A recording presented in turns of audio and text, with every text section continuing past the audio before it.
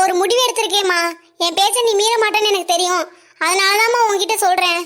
சூர்யாவுக்கும் காயத்ரிக்கும் கல்யாணம் பண்ணலாம்னு முடிவு எடுத்திருக்கேம்மா.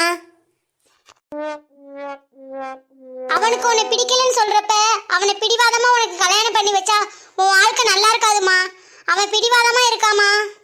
உன் நல்ல குணத்துக்குலாம் சூர்யா சரிப்பட்டு வர மாட்டாமா. ஆர்யாவுக்கு ஒன்னதான் பிடிச்சிருக்காமா.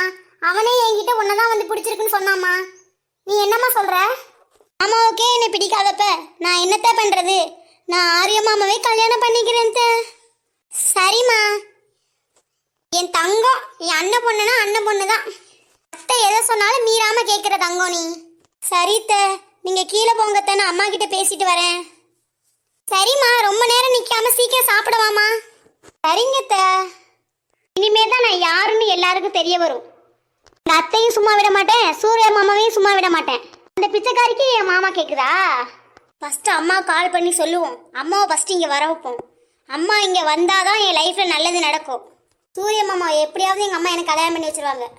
இனிமே தான் என் ஆட்டமும் எங்க அம்மா ஆட்டமும் ஆரம்பமாக போகுது.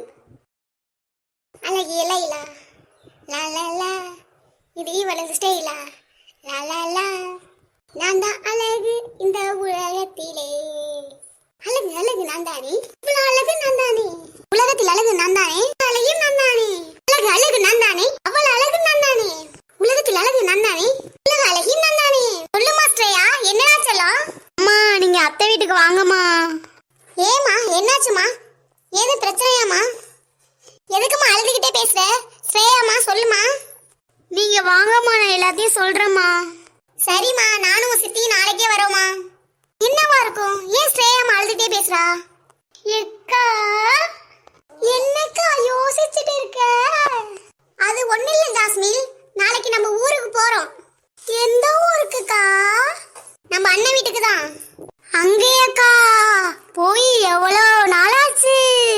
எங்க நம்ம போறோம்? அண்ணனோட வீட்டுக்கு. எங்க நம்ம போறோம்? அண்ணனோட வீட்டுக்கு. இந்த ரெண்டு பைத்தியமே என்னடா தம்பி பண்ணிட்டு இருக்கு? அதுதானே எனக்கு தெரியல. ரெண்டும் குரங்கு மாதிரி தாவிக்கிட்டு கிடக்குது.